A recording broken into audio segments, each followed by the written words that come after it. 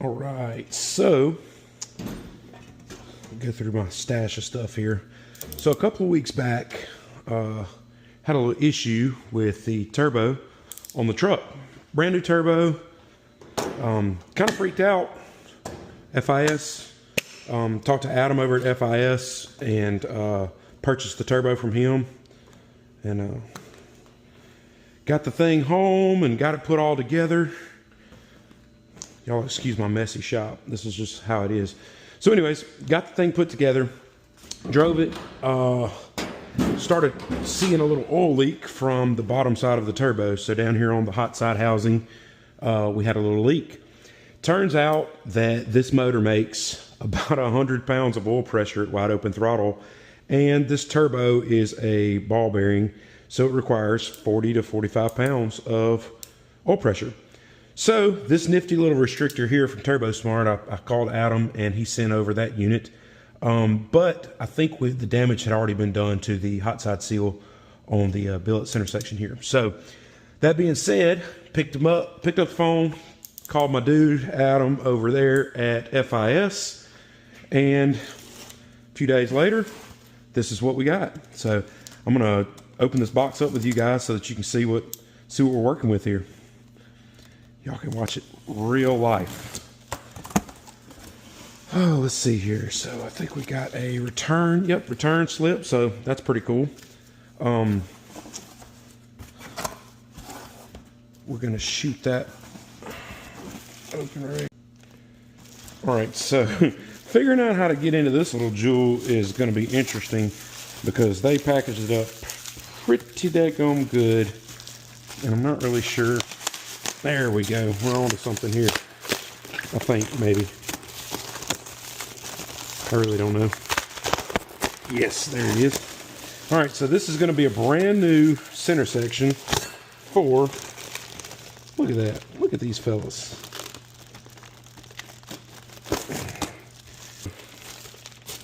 So, I'll get this unpackaged and then show you guys what's going on.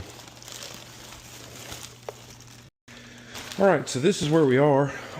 Got the hot side here completely set up and ready to go.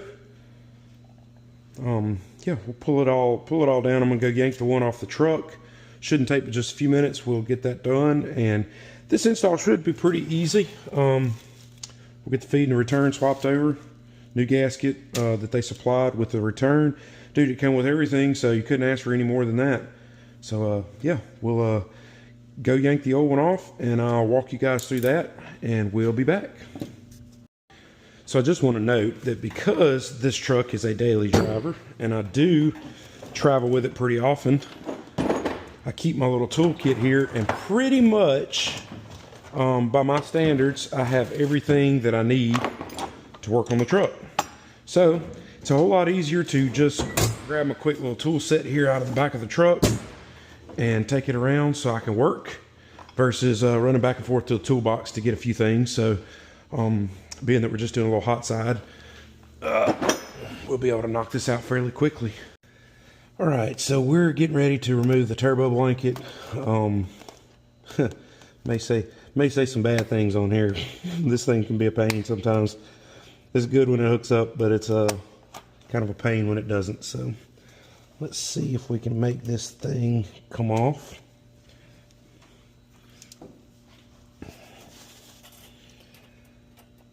Go for the back one first here. Fairly certain I did this with different set pliers on the install.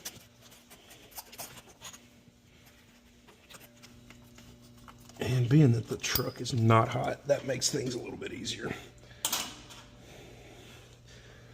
Last time I did this, I think the truck was warm, so. All right.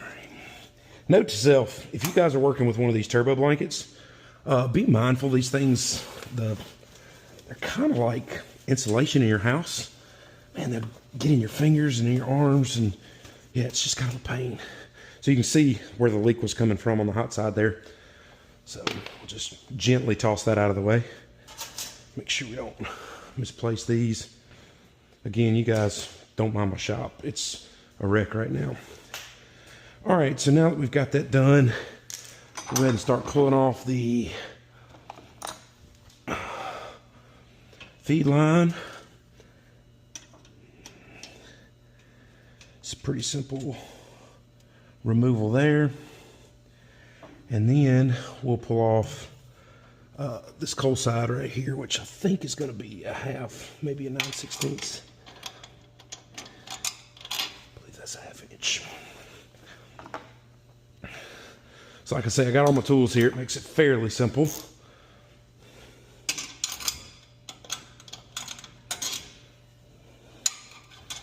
I wonder who the idiot was that installed this right here. Me?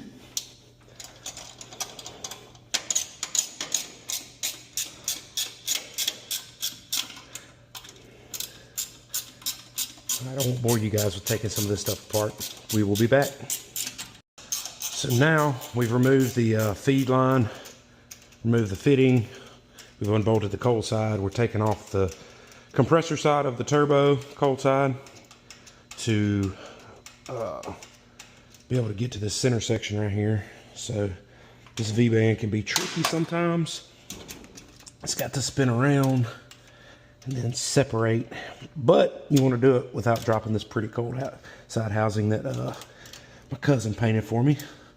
So if we can reduce the amount of spillage there, that would be fantastic. All right, so, oh, forgot to take the reference line out there. That's kind of important.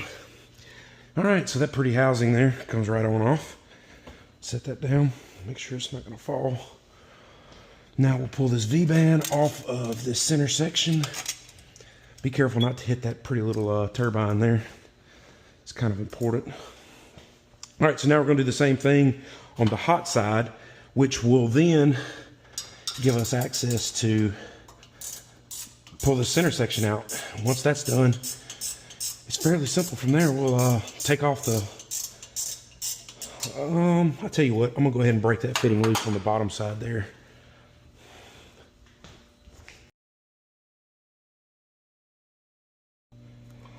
Now you guys can make fun of me for trying to get this installed here in just a second. This is one of the trickiest parts of putting this deal back together. Is a nice tool tray there. Is getting this back in properly. So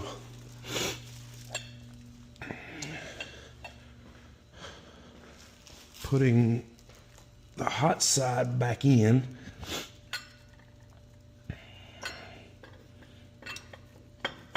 and then getting it to seat so that I think I know why I did that last time. I kind of feel like an idiot now because I don't think that's going to be easy to get to.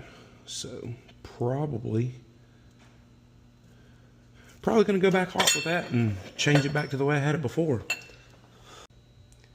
If not, when you get ready to screw this down, it's going to unthread, right? So also make sure you don't cover up your hole. Anything that could go through there is going to go through your oil line, cause you a problem down the road. We don't want that.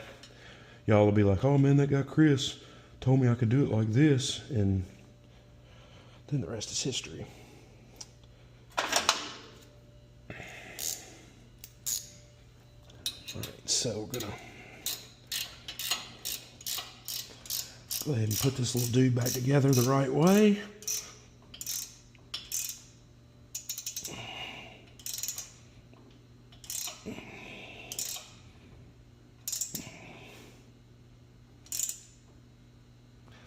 And again, don't want to go too terribly tight on that. We just want to seat it down, make sure it's good to go.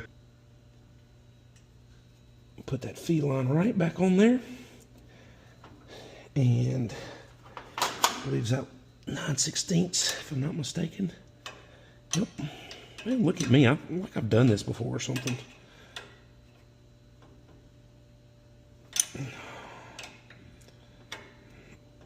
So this is just residual oil that's inside that fitting. This is an AN fitting, so it doesn't need to be like super tight, but again, you want to snug that up. All those AN fittings typically don't give you issues with leaking, but they can. So This one's usually a booger to get started because of the angle and the size of the hose here. But we'll get that done.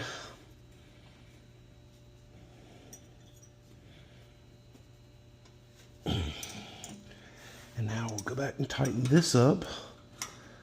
Again, if you didn't watch the first of the video and you skipped through a bunch of the stuff, I'm using this open end adjustable because I do have an AN wrench, but because of the depth and the width and all the things, it doesn't fit. Guys and girls, we're ready to go back on with the cold side of the compressor. All right, so we're going back on with this cold side. And this is sort of a tricky little situation here. You don't want to hit that impeller there just because it is a pretty significant piece of making boost.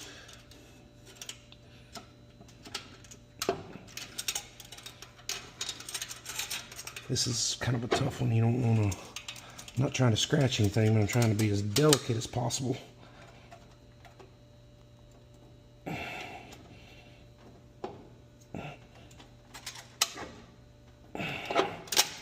There we go. Now let's see if we can spin this little dude around. There we go. And our bolt. Ladies and gentlemen, y'all just watched a complete swap of a center section of a FIS turbo. And again, I want to reiterate to you guys, like, I've purchased from a lot of companies, and man, these guys have been killer to work with. No, they aren't sponsoring the truck. No, I didn't get a discount on the turbo. But particularly my guy Adam over there has, oh shoot. Just kidding, guys. I'm talking and not working. Adam over there has been nothing but a pleasure to deal with. I talked to him and one other guy over the holidays. And dude, they were just super, super easy to deal with. Great customer service, great product, obviously. I mean, probably the situation I'm dealing with here was, I won't say it was self-inflicted. I think it was just an error in our communication in terms of like what I didn't know about what I had. And so in talking with Adam over there, you know, we kind of went through some of the scenarios of like, hey, what happened? How could this have happened?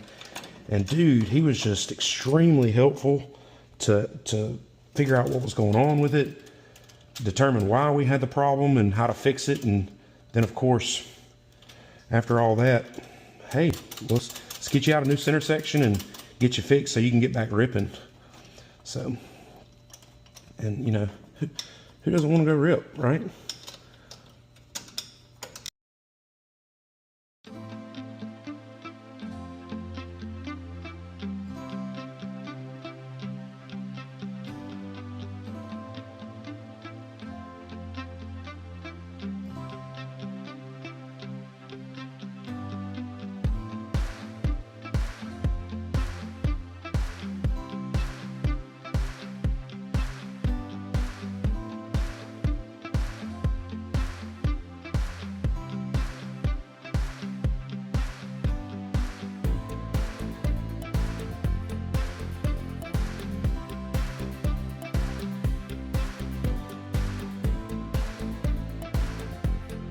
All right, so recap.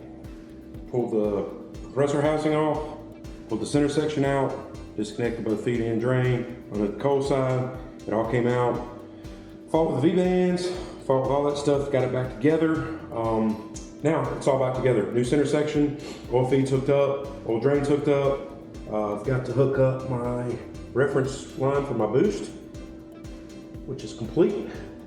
And that is it. It should be,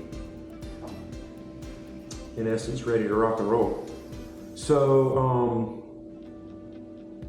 I'm gonna pull this turbo guard off, check, make sure everything spins properly before I fire it off. And we should be ready to rock and roll and go get into some shenanigans.